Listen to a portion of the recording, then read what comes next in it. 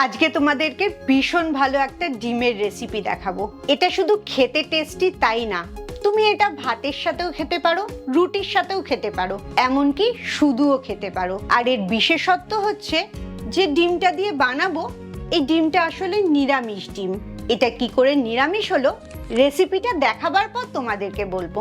আর এই রেসিপিটাতে যে জিনিসগুলো দিচ্ছি সেগুলো সবার বাড়িতে থাকে, তাই ভালো করে রেসিপিটা দেখে নিয়ে কালকেই এটা বানাতে চেষ্টা করো, দেখবে খুব সুন্দর একটা খাবার তৈরি করতে পারছো। তাই ভিডিওটা একদম মিস করা যাবে না। Welcome to good life with Sukanya. আমি লাইফস্টাইল কারেকশন কোচ।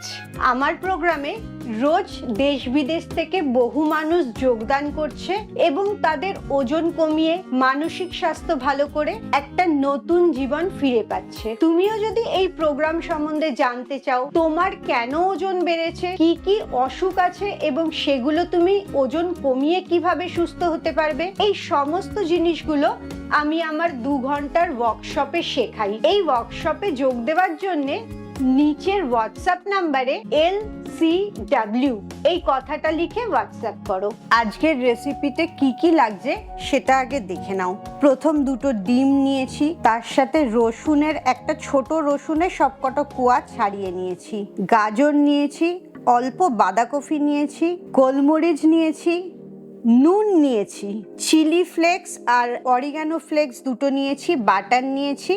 আরেকটা যে জিনিস নিয়েছি সেটা আমি রান্না করার সময় তোমাদের দেখাবো। এবারে ভীষণ পাতলা পাতলা করে আমি বাঁধাকপিটা কাটবো। যত পাতলা কাটতে পারবে তত ভালো, একদম মিহি করে, অল্প একটুখানি, 2টো ডিমের মধ্যে যতটা লাগে।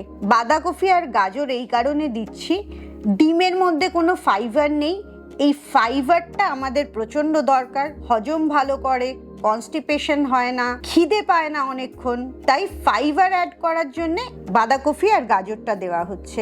বাঁধাকপিটা কেটে নিলাম, এবারে গাজরটা গ্রেট করে নেব।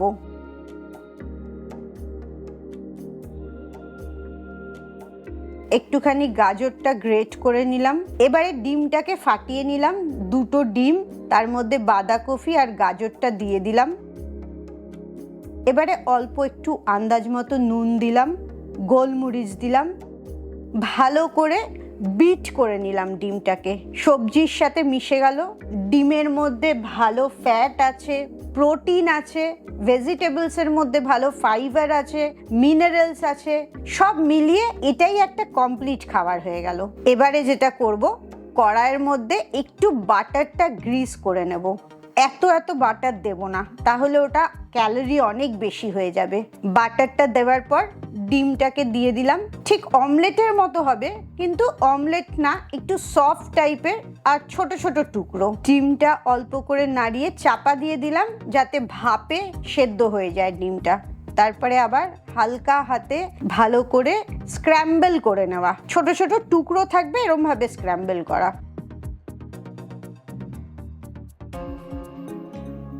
এবারে ডিমটা তৈরি হয়ে গেল, একটা বাটিতে তুলে রেখে দিচ্ছি। এবারে সেই রসুনগুলোকে খুব ছোট ছোট করে কুচি করে নিলাম। আবার কড়াইটাতে একটু বাটার দিলাম, এবারে বাটারটা একটু বেশি দিলাম। গ্রেট করা রসুনগুলো দিয়ে দিলাম।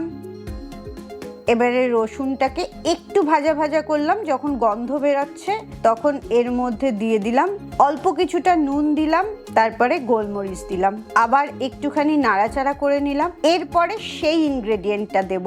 সাধারণত লোকে এই জায়গায় কর্নফ্লাওয়ার দেয়, কিন্তু আমরা হেলদি রেসিপি বানাচ্ছি বলে আমি যে আটার মিক্সচারটা করে রাখি, যার মধ্যে রাগি, বজরা, ওট, এমনি আটা সব মেশানো থাকে, সেটা হাফ চামচেরও কম দিলাম, জাস্ট ওইটাকে বাইন্ড করার জন্যে। এবারে এটাকে একটু ভাজা ভাজা করে নিয়ে অল্প কিছুটা দুধ ঢেলে দিচ্ছি এর মধ্যে। দুধটা যখন একটু ঘন হয়ে আসবে, একটু চিলি ফ্লেক্স দিয়ে দিলাম, একটু অরিগ্যানো দিয়ে দিলাম। তোমরা যদি ঝাল খেতে ভালোবাসো তাহলে বেশি চিলি ফ্লেক্স দিতে পারো। এবারে যখনই ঘন হয়ে গেল ব্যাপারটা, এর মধ্যে ডিমটা দিয়ে দিলাম। ডিমটাকে মাখিয়ে নিলাম পুরো সসটার মধ্যে। ভীষণ টেস্টি একটা বাটার গার্লিক ডিমের রেসিপি হয়ে গেল।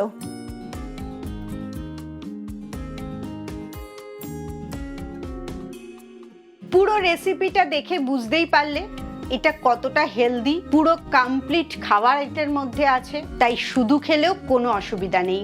এবারে আসি সেই বিশেষ কথাটায়। আমি এই ডিমটাকে কেন নিরামিষ ডিম বললাম। ডিম মুরগি প্রাকৃতিক নিয়মে পারে, মুরগি ডিমটা পারবেই। এবারে সেই ডিম থেকে মুরগির বাচ্চা বেরোবে কিনা সেটা নির্ভর করে ছেলে মুরগিটা সেটাকে ফার্টিলাইজ করছে কিনা। ডিম বেরোলেই তার থেকে বাচ্চা বেরোবে না। যতক্ষণ না ছেলে মুরগিটা সেটাকে ফার্টিলাইজ করছে ততক্ষণ মুরগির ডিমে কোনো প্রাণ থাকে না। আর আমরা যে ডিমগুলো খাই, এই ডিমগুলো দোকান থেকে কিনে আনি পোলট্রির মুরগির ডিম। এই ডিমগুলোকে কখনোই ফার্টিলাইজ করা হয় না, কারণ মুরগিগুলোকে এমন একটা জায়গায় রাখা হয় যেখানে কোনো পুরুষ মুরগি থাকেই না। তাই কখনোই এই ডিমগুলো তুমি যত দিনই তাপের মধ্যে রাখো না কেন কোনো বাচ্চা বেরোবে না, কারণ এই ডিমগুলোর ভেতরে কোনো প্রাণ থাকে না। ডিমটা প্রাকৃতিকভাবে মুরগি পারে, তাই যেহেতু এই ডিমের মধ্যে কোনো প্রাণ থাকছে না, তাই এটা কখনোই আমিষ ডিম হচ্ছে না। ঠিক যেরকম তুমি দুধটা খাও, দুধটা নিরামিষ, এই নন ফার্টিলাইজড ডিম যেটার মধ্যে প্রাণ থাকছে না সেটাও নিরামিষ। তাহলে কোন ডিমগুলো আমিষ? আসলে আগেকার দিনে তো পোলট্রির মুরগি হতো না, সবই প্রাকৃতিকভাবে হতো। জঙ্গলে ঘুরে বেড়াতো মুরগি, এমনি ঘুরে বেড়াতো, সেই ডিমগুলো ফার্টিলাইজড হতো, তার মধ্যে প্রাণ থাকতো, আর এই কারণেই সেটাকে আমিষ বলা হতো। কিন্তু এখন যুগ বদলে গেছে, প্রযুক্তি বদলে গেছে, তাই এই ডিমগুলো নিরামিষ ডিম। এখন কথা হচ্ছে বিশ্বাস আর ধর্ম। এই বিশ্বাস আর ধর্মের জন্যই ডিমটা সবসময় আমিষই থেকে গেছে।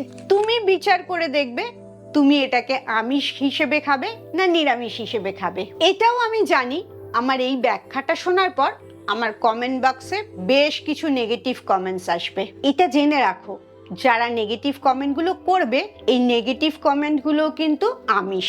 ডিমটাকে নিরামিষ ভাবতে যদি অসুবিধা হয় তাহলে নেগেটিভ কমেন্টগুলো একদম করবে না, কারণ ওগুলো ভীষণভাবে আমিষ। আজকের রেসিপিটা বানিয়ে কেমন লাগলো আমাকে অবশ্যই কমেন্টসে জানাবে। খুব ভালো থাকো, মানসিক আর শারীরিকভাবে একদম সুস্থ থাকো। আবার পরের ভিডিওতে তোমাদের সাথে দেখা হচ্ছে।